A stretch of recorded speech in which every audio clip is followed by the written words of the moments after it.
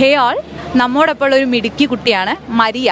695 score നേടി NEET 2024 ഉയർന്ന rank നേടി ഒരു മിടുക്കി കുട്ടിയാണ് നമ്മോടൊപ്പം ഉള്ളത്.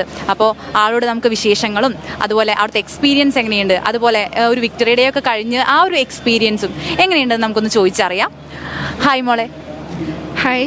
ഈ ഒരു ഡേക്ക് വേണ്ടി കുറേ നാൾ ഡ്രീം ചെയ്തതായിരിക്കും അല്ലേ? അപ്പോൾ എങ്ങനെയുണ്ട് ആ ഒരു ദിവസത്തിൽ വന്ന് നിൽക്കുമ്പോൾ എങ്ങനെയുണ്ട്?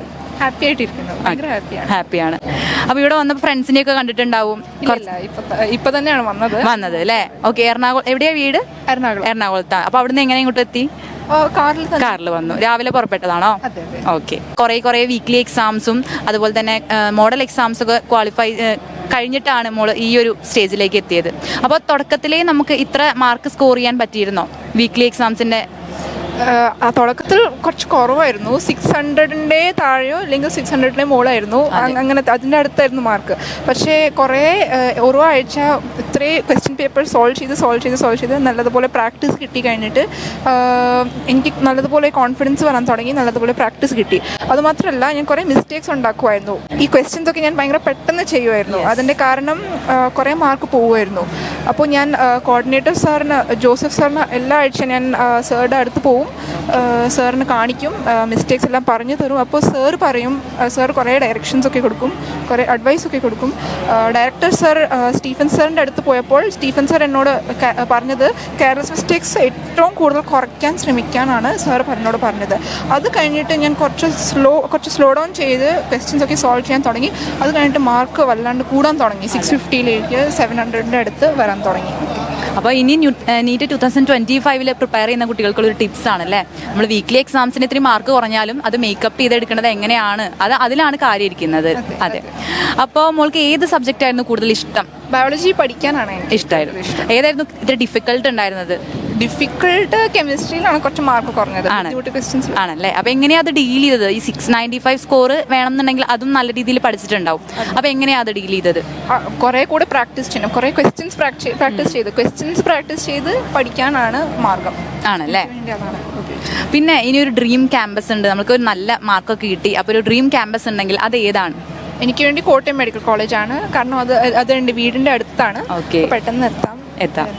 ഒരു കൺവീനിയൻറ്റ് ആയിട്ടുള്ള, നമുക്ക് നല്ല സ്കോർ കിട്ടിയ കാരണമാണ് അല്ലേ തൊട്ടടുത്തുള്ള ഒരു മെഡിക്കൽ കോളേജിൽ കിട്ടണമെന്നും ആ ഒരു ആഗ്രഹത്തിനും അത് സഫലീകരിക്കാൻ പറ്റിയത് അല്ലേ.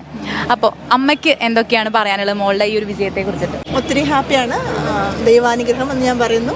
മോൾ ഒത്തിരി ഹാർഡ് വർക്ക് ചെയ്തു, പിന്നെ കുഴപ്പമില്ല മൊത്തത്തിൽ. അച്ഛൻ എന്താണ് പറയാനുള്ളത്? ഞാൻ വളരെ ഹാപ്പിയാണ്. മോളുടെ ഹാർഡ് വർക്കും ദൈവത്തിൻ്റെ അനുഗ്രഹമുണ്ട്. പ്രത്യേകിച്ച് ബ്രില്യൻറ്റിലെ ടീച്ചേഴ്സിനോട് വലിയ കടപ്പാടുണ്ട്. അതുപോലെ അവൾ താമസിച്ച ഹോസ്റ്റലിലെ സിസ്റ്റർ എൽസിനോടും എല്ലാവരോടും വലിയ കടപ്പാടുണ്ട്. അവരുടെ ഒരു ഗൈഡൻസ് ശാന്തി ഹോസ്റ്റലിലായിരുന്നു. അവൾ വളരെ ഹാപ്പി ആയിരുന്നു അവിടെ. പിന്നെ പ്രത്യേകിച്ച് ടീച്ചേഴ്സിനോട്, ഡയറക്ടേഴ്സിനോടൊക്കെ അവരുടെ ഒരു ബേസിക്കലി ടീച്ചേഴ്സ് നോട്ട് ഒരു കോച്ചിങ് സെൻറ്റർ നടത്തുന്നവരല്ലാന്ന് എനിക്ക് പലപ്പോഴും തോന്നിയിട്ടുണ്ട്. So I wish them all the best. മോളെ എപ്പോൾ തൊട്ടാണ് ഈ ഡോക്ടർ എന്നുള്ള ആ ഒരു സ്വപ്നം കണ്ടു തുടങ്ങിയത്? ആരായിരുന്നു ഒരു ഇൻസ്പിറേഷൻ എന്ന് പറയാനുണ്ടായിരുന്നത്? ശരിക്കും പറഞ്ഞാൽ 12th തുടങ്ങിയപ്പോഴാണ് എനിക്ക് ശരിക്കും ഈ ആഗ്രഹം വരാൻ തുടങ്ങിയത്. എൻ്റെ ആയിരുന്നു എനിക്ക് ഒരു ഇൻസ്പിറേഷൻ തന്നത്, ഒരു ഡോക്ടറാക്കാൻ. ആണല്ലേ. അപ്പോൾ ഇനി വേറെ എന്തെങ്കിലും നമ്മുടെ 2025 നീറ്റ് പ്രിപ്പയർ ചെയ്യുന്ന കുറേ കുട്ടികളുണ്ടാവും. അപ്പോൾ അവർക്കൊക്കെയുള്ള ഇൻസ്പിറേഷനാണ് നിങ്ങൾ. അപ്പോൾ അവരോട് എന്തെങ്കിലും ഒരു ടിപ്പ് പറഞ്ഞു കൊടുക്കാനുണ്ടെന്നുണ്ടെങ്കിൽ എന്തായിരിക്കും പറയുക? സാറും ഡയറക്ടർ സാറും കോർഡിനേറ്റർ സാർ പറഞ്ഞു അതുപോലെ തന്നെ അനുസരിക്കണം. അതേ ഇൻസ്ട്രക്ഷൻസ് പാലിച്ച് കുറേ കൂടെ ക്വസ്റ്റ്യൻസ് ചെയ്ത് പഠിക്കണം. നല്ലതുപോലെ എവിടെയാണ് തെറ്റുകൾ ഉണ്ടാക്കുന്നത് അത് നല്ലതുപോലെ കറക്റ്റ് ചെയ്തിട്ട് മുന്നോട്ട് പോകണം. ഓക്കെ. അപ്പോൾ ഇനിയും ഫ്യൂച്ചറിൽ ഇനി ഏതെങ്കിലും സ്പെഷ്യലൈസേഷൻ ചെയ്യാൻ എന്തെങ്കിലും താല്പര്യമുണ്ടോ? PGക്ക് അതിനെപ്പറ്റി ചിന്തിച്ചിട്ടില്ല. അത് നമുക്ക് പ്ലാൻ ചെയ്യാം അല്ലേ, on the way. Yes.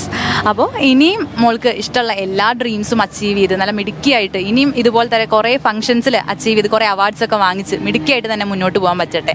All the best for your future. Thank you. Entrance സംബന്ധമായ വാർത്തകളും അപ്ഡേഷനുകളും ഏറ്റവും വേഗം ആധികാരികമായി അറിയാൻ Brilliant Study Centre Pala YouTube channel subscribe ചെയ്യുക. ബെൽ ഐക്കൺ അമർത്തുക. ഈ വീഡിയോ മറ്റ് സുഹൃത്തുക്കളിലേക്കും ഷെയർ ചെയ്ത് നൽകുക.